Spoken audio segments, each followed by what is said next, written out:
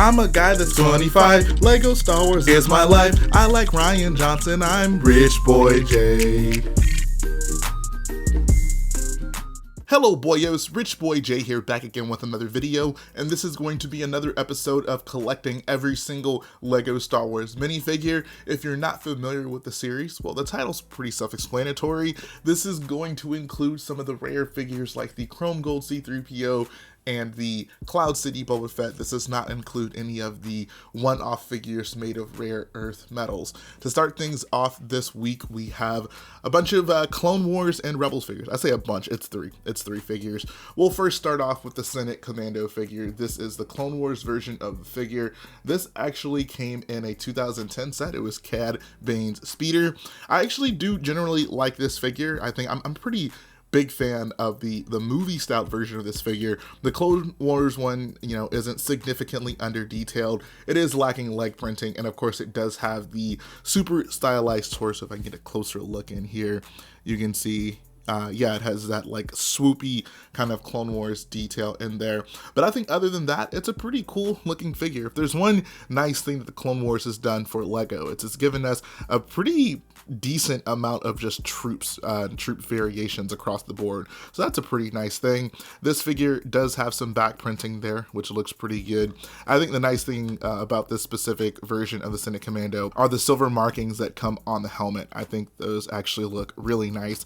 If you remove his helmet, he has a black head. Isn't that awesome? He doesn't have some horrible looking Clone Wars face underneath there, just a plain black head. That's, if I want to have a Clone Wars figure, you can just omit the face printing altogether, honestly. Like, just give him a black head under his helmet and I'll be pretty happy with that. Silver markings on the torso also look pretty nice, and I think altogether, like from afar, this is one of those figures that's kind of hard to distinguish between like whether or not it's a Clone Wars version of this figure or a movie version of this figure, and I think that's a good thing, because the Clone Wars figures are almost always under detailed, almost always, stylized in some sort of way. So this is a pretty decent, just middle ground of that like Clone Wars style and the movie style. So altogether, pretty decent figure. Next up we have, and I had to look this name up because I remember the aesthetic of this guy from Rebels, but I had no idea what his name was. This is an Imperial Combat Driver Gray. That's the name, Imperial Combat Driver Gray.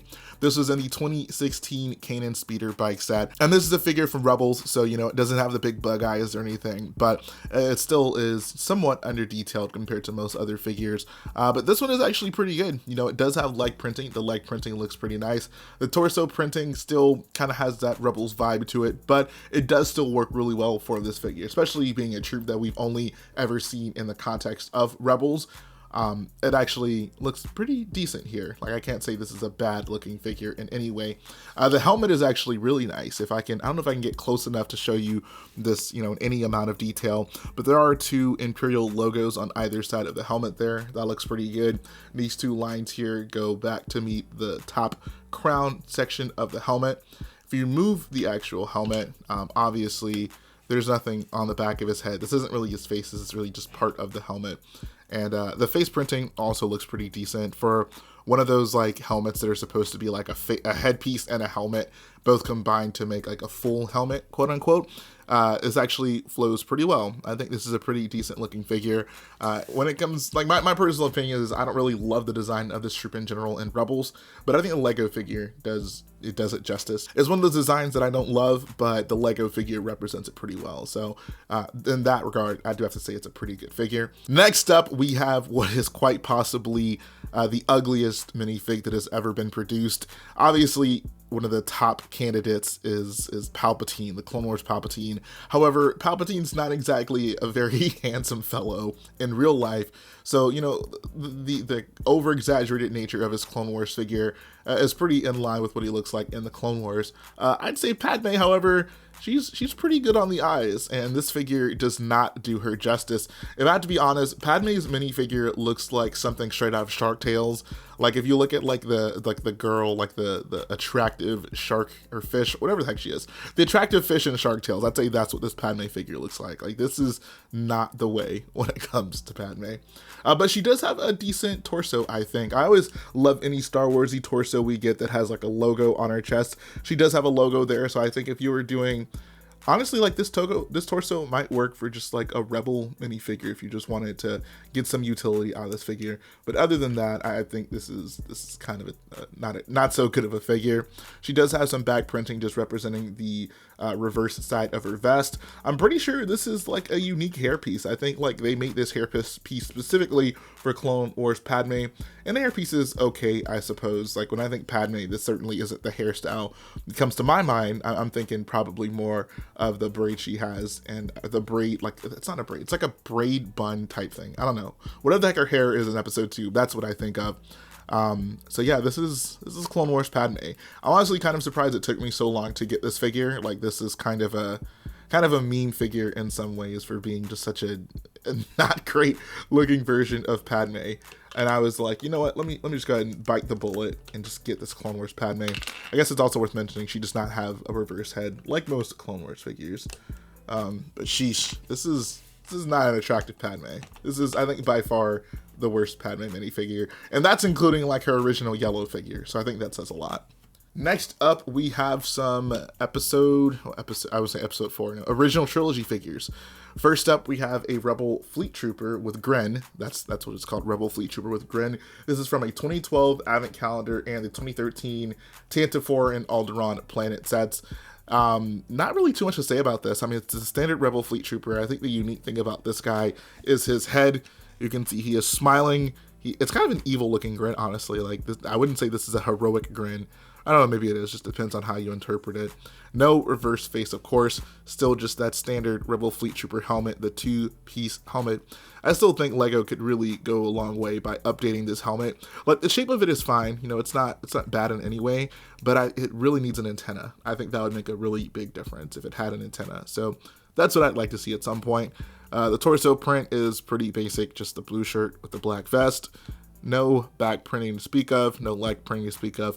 Pretty basic figure. And then next up, we have Mon Mothma. She came in the 2009 Home 1 set.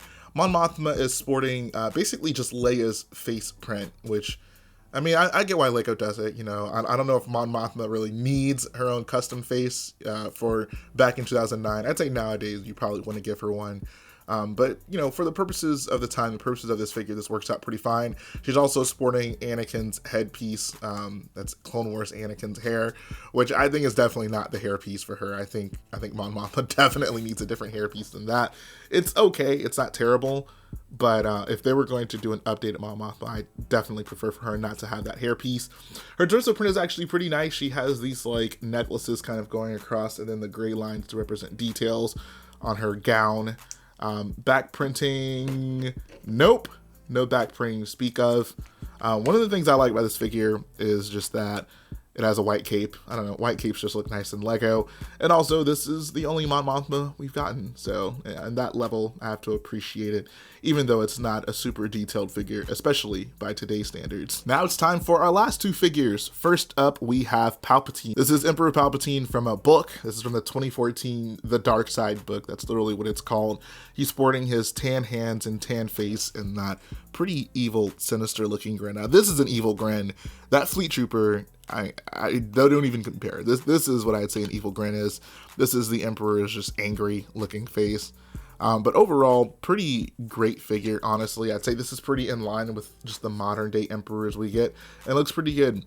He does not have any back printing, however. The front printing does, however, look pretty nice. If you remove the helmet, you can see he has like the silver buckle up here, and then his clothes you can see just kind of hang down from here. And then it actually does continue through the head piece and onto the leg print piece, which is actually pretty nice.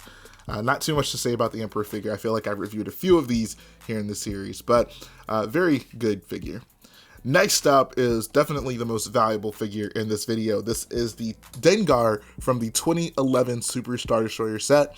This figure was actually surprisingly cheap considering it was from a UCS set, a very expensive UCS set. A UCS set that even to this day goes for some insane prices on the aftermarket. So I was pretty happy. I think I picked this up for at most 20 bucks, probably even a little cheaper than that, which made me very happy. But this was a super nice Dengar. I think this was this would have been what, the second Dengar we ever got? I think it was. I think this was the first Dengar we got that wasn't sporting the just plain white like ninja headpiece that covered up his face and his head. So this is definitely a good way to go. He is sporting the pirate do-rag looking piece, which isn't correct. They've since made basically just given him a better version of this headpiece. But overall, this is a very good looking Dengar. I think his head print looks awesome. The fact that it basically has a base of white, but they printed his face on it to, you know, give the aesthetic that yes, like he's just wearing a full head covering going around. His facial expression is pretty great, makes him look like a villain. Similarly, he also does have that scar on his face, so that was a nice bit of detail.